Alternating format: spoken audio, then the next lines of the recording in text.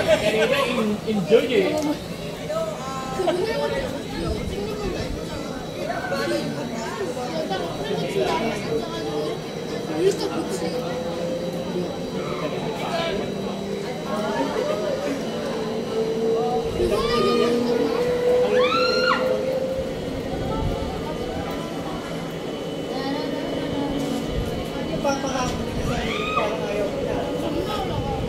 Hinahanap na talaga kayo. Malas na po yan.